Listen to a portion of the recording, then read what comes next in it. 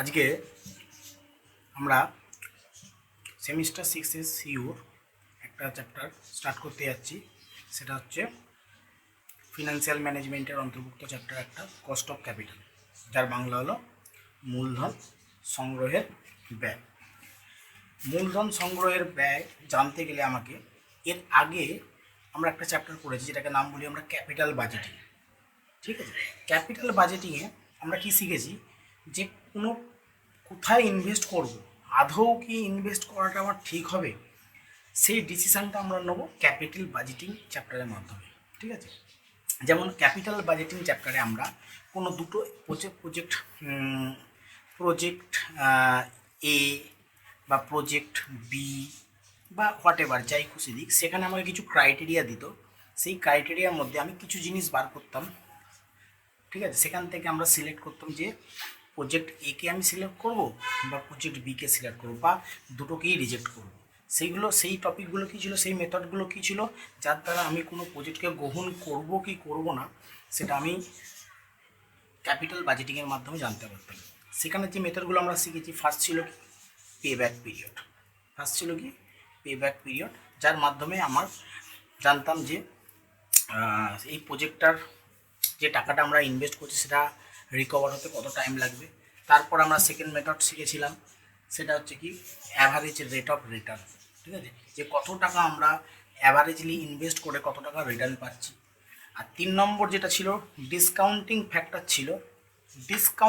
Factor, যার আন্ডারে আমরা 3টে জিনিস শিখেছি। একটা হচ্ছে নেট প্রেজেন্ট ভ্যালু, একটা হচ্ছে প্রফিটেবিলিটি ইন্ডেক্স, আর একটা হচ্ছে ইন্টারনাল রেট অফ রিটার্ন।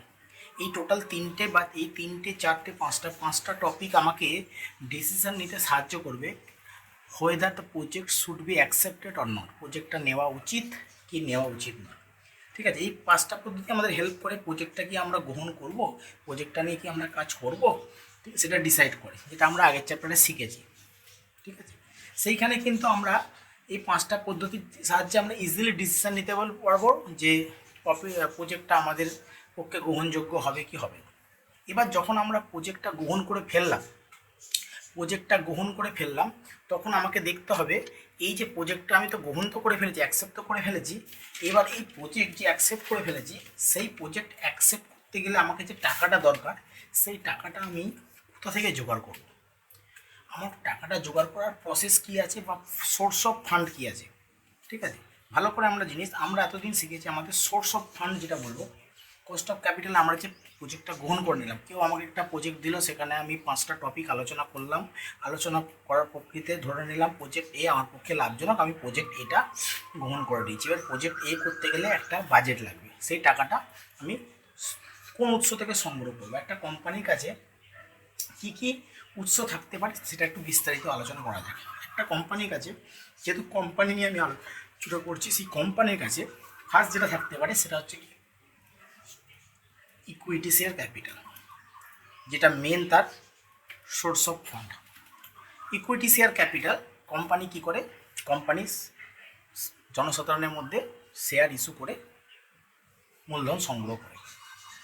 2 নম্বর, যদি পুরনো কোম্পানি হয় তবে সে কী করতে পারে, পুরনো কোম্পানির ক্ষেত্রে ধরো এই কোম্পানিটা যে প্রজেক্ট এটা গ্রহণ করেছে এক্সওয়াইজেড একটা কোম্পানি, সে একটা এক্সিস্টিং কোম্পানি মানে কি পুরনো কোম্পানি।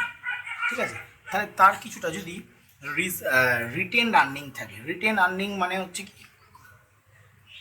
আমাদের জমানো অর্থ, কোম্পানিতে জমানো অর্থকে কী করে নতুন প্রজেক্টে ইনভেস্ট করতে পারে। তাহলে একটা সোর্স হলো কি আমি জনসাধারণের মধ্যে ইকুইটি শেয়ার ইস্যু করে টাকা জোগাড় করলাম। 2 নম্বর কী হতে পারে, আমার রিটার্ন আর্নিং, যদি পুরনো কোম্পানি, নতুন কোম্পানির ক্ষেত্রে রিটার্ন আর্নিং থাকার কোনো চান্সই নেই, কারণ নতুন কোম্পানি প্রথম তৈরি হয়েছে, তার জমানো টাকা কোথায় পাবে। রিটার্ন আর্নিং কিন্তু পুরনো কোম্পানির ক্ষেত্রে থাকতে পারে। 3 নম্বর হচ্ছে আমি কি আরেকটা ধরনের শেয়ার হয় পার্সেন্টেজ প্রেফারেন্স শেয়ার। এখানে পার্সেন্টেজটা কেন দেওয়া হলো, প্রেফারেন্স শেয়ার হোল্ডারদের থেকে যদি আমি টাকা সংগ্রহ করি কোনো প্রজেক্টের জন্য, আমাকে ফিক্সড হারে কিন্তু আমাকে ডিভিডেন্ড দিতে হবে। আর 4 নম্বর লোন বা ডিবেঞ্চার। লোন বা ডিবেঞ্চারের নেচার স্কিম এর ক্ষেত্রে সেম একটা পার্সেন্টেজ থাকে, যেটাকে আমরা ইন্টারেস্ট হিসেবে গণ্য করি। কোম্পানির প্রফিট হোক বা লস হোক, আমাকে কিন্তু লোন বা ডিবেঞ্চারের এই সেম হারে ইন্টারেস্ট থাকে। যত টাকা আমি প্রজেক্টের জন্য ডিবেঞ্চার ইস্যু করে বা লোন ইস্যু করে টাকাটা নেবো, এটা কিন্তু শোধ করতে হবে, ইন্টারেস্টটা পে করতে হবে। আর প্রেফারেন্স শেয়ার হোল্ডারের ক্ষেত্রেও কিন্তু ফিক্সড হারে আমাকে ডিভিডেন্ড দিতে হবে। এবার আমার কোনো একটা প্রজেক্টে যে টাকাটা প্রয়োজন, সেই টাকাটা কোন সোর্স থেকে নেওয়া বেটার হবে, প্রত্যেকটারই একটা কস্ট আছে, ঠিক আছে। সব থেকে কম কস্ট এটা, তারপরে এটা, তারপরে এটা, তারপরে এটা, ঠিক আছে। সেটাই আমরা প্রয়োগের মাধ্যমে দেখব, ঠিক আছে। আমাকে কিন্তু যেটা, কারণ আমি যখন কারোর থেকে টাকা ধার করব, আমার কিন্তু একটা ফিক্সড খরচ চালু হয়ে গেল। তাহলে আমি প্রজেক্টটা তো গ্রহণ করে নিলাম ওই মেথডের সাহায্যে, এই কটা ক্যাপিটাল বাজেট এই প্রজেক্টটা নেবো কি নেবো না, তখন কিন্তু আমরা কোনো এর ইন্টারেস্ট দেখিনি, এর ইন্টারেস্ট দেখিনি, হ্যাঁ, কিচ্ছু দেখিনি। আমার খালি প্রজেক্টটা লাভবান হচ্ছে কিনা দেখছি, আমি গ্রহণ করে নিয়েছি। এর প্রজেক্টটা যখন গ্রহণ করলো, প্রজেক্টটার জন্য আমার টাকার দরকার, সেই টাকাটা আমি কোনখান থেকে জোগাড় করবো? এই ফান্ডগুলো থেকে জোগাড় করবো। এই ফান্ডগুলোর মধ্যে কী কী রয়েছে বললাম, equity share capital, retained earning, preference share capital, আর হচ্ছে লোন বা ডিবেঞ্চার। ফার্স্টে আমরা দেখব লোন।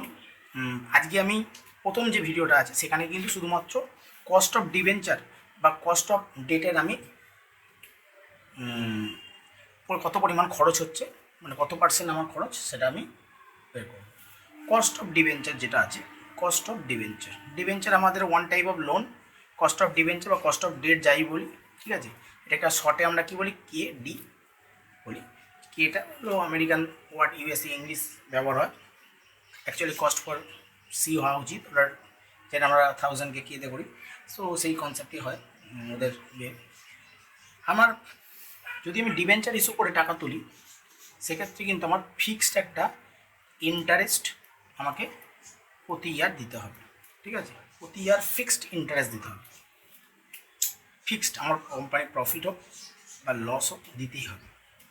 সেটাকে ডিভাইড করব আমি আমার সেই ডিবেঞ্চার বা লোন থেকে কত অ্যামাউন্ট আমি রিসিভ করছি, কত অ্যামাউন্ট আমি রিসিভ করছি।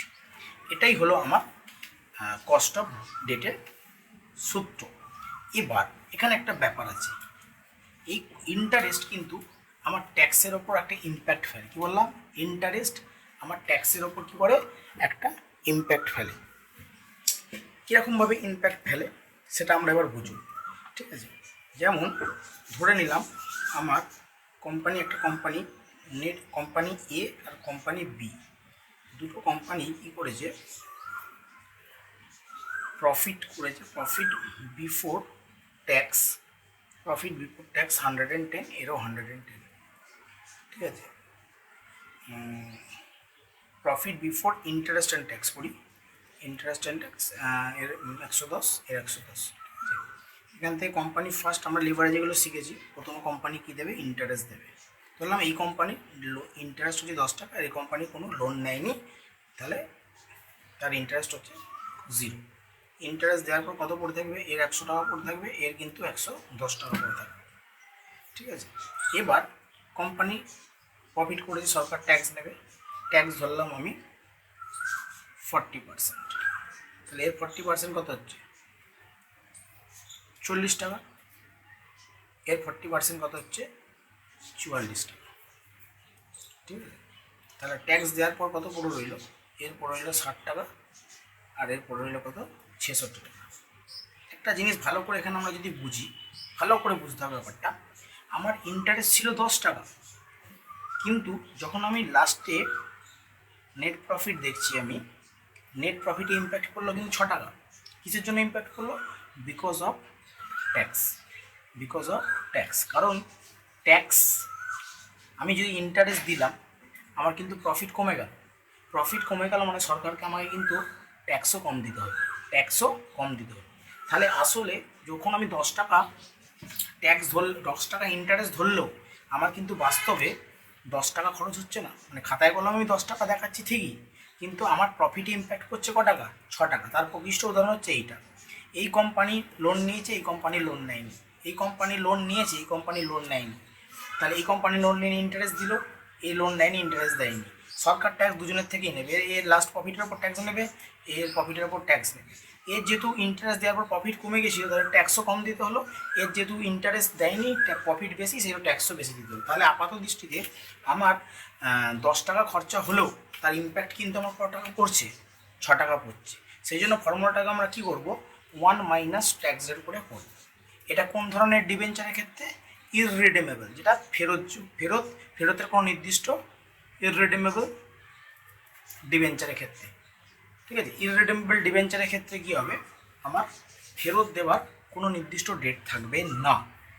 ফেরত দেওয়ার কোনো নির্দিষ্ট ডেট থাকবে না। আমি যেটা আলোচনা করছি, আবার বলছি প্রথম থেকে, আমি 4টে টপিক থেকে 4টে আমার সোর্স অফ ফান্ড রয়েছে, যেখান থেকে আমি কী করতে পারি, টাকা জোগাড় করতে পারি। কিন্তু আমি সবসময় দেখবো আমার কষ্ট হচ্ছে কোথায় কম হচ্ছে, আমি সেখান থেকেই টাকা জোগাড়। কারণ আমাকে প্রজেক্ট এটা আমি গ্রহণ করেছি, এই প্রজেক্টটা চালাতে গেলে কী দরকার, আমার টাকা দরকার।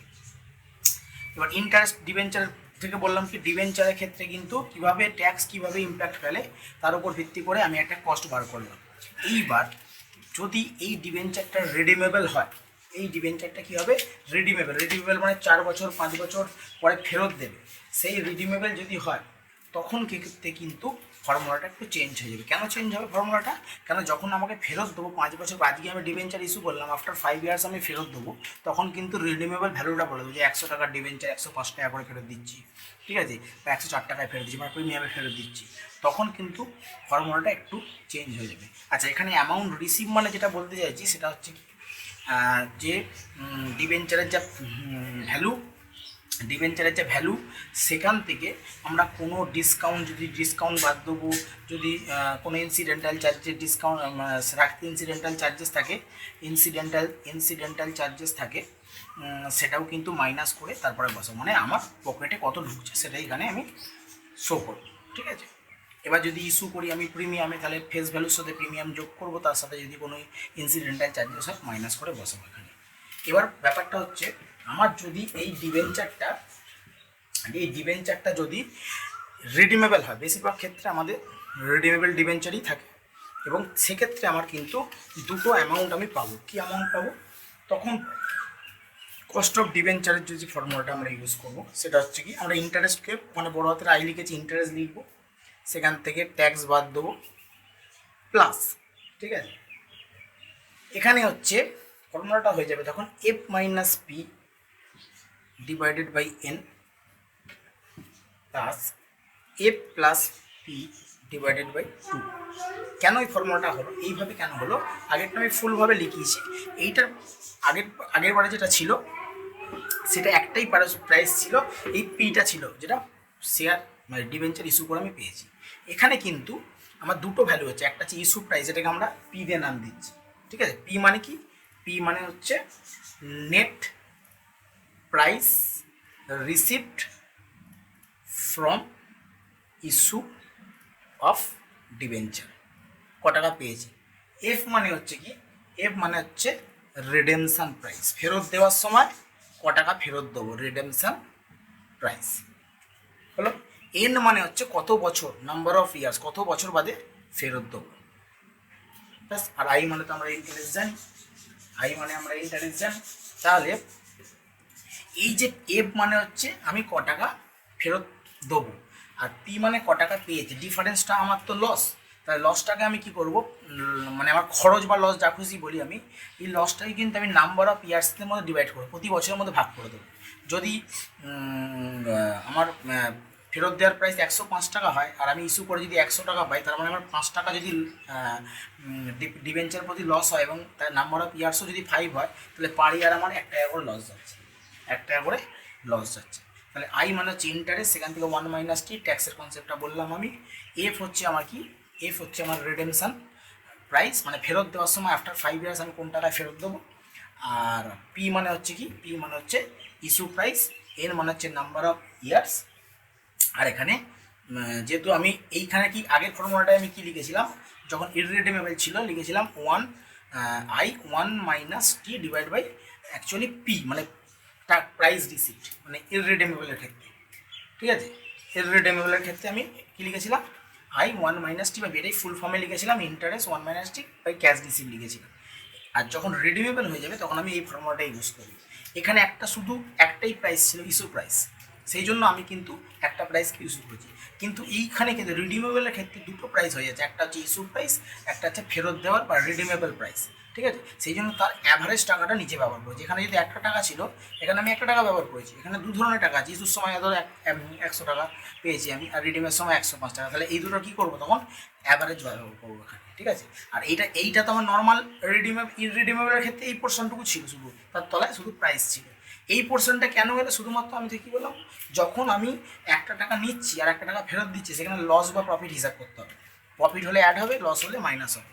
ঠিক আছে, তো এখানে পজিটিভ নেগেটিভের ব্যাপার বেরিয়ে যাবে। তাহলে ফেরত যখন আমি দেবো, তাহলে আমার বেশি পয়সা যখন ফেরত দেবো, পি থেকে যদি বেশি, আমার কস্ট এমনি বেড়ে গেল। আমি লোককে আজকে 100 টাকা করে ডিবেঞ্চারের প্রতি নিয়ে বলি, তোকে 5 বছর পর 105 টাকা করে ফেরত দেবো, তাহলে কিন্তু আমার কস্টটা এমনি বেড়ে গেল। ঠিক আছে, এই হলো একটা ডিবেঞ্চারের কনসেপ্ট। ঠিক আছে, মানে কস্ট অফ ক্যাপিটালে আমি আরেকবার প্রথম থেকে রিভাইজ করে দিচ্ছি যে আমরা ক্যাপিটাল বাজেটিং চ্যাপ্টার যেটা শিখেছি, সেখান থেকে প্রজেক্ট নেবো কি নেবো না ডিসিশান নিই। সেখান থেকে কিন্তু কোথা থেকে টাকা আসবে, তার খরচ কত, সেটা হিসাব করি না। খালি প্রজেক্টটা আমি অ্যাকসেপ্ট করবো বা রিজেক্ট করবো, যার জন্য আমি 5খানা টপিক আলোচনা করেছি: pay back period, ARR, discounting factor NPV, net present value, PI মানে profitability index, IRR। Cost of ক্যাপিটালে দেখবো আমি এবার প্রজেক্ট গ্রহণ করার পর আমার সোর্স অফ ফান্ডের মধ্যে পড়ে থাকছে ইকুইটি শেয়ার ক্যাপিটাল, যার থেকে আমি টাকা জোগাড় করতে পারি। আমার জমানো টাকা যদি এক্সিস্টিং পুরনো কোম্পানি হয়, জমানো টাকা থেকে আমি টাকা জোগাড় করতে পারি। পেপার অ্যান্ড শেয়ার ইস্যু করে টাকা নিতে পারি, বা ডিবেঞ্চার লোন থেকে নিতে পারি। তাহলে এই 4টে টপিকের মধ্যে সবচেয়ে লোয়েস্ট কস্ট পড়ে এইটা।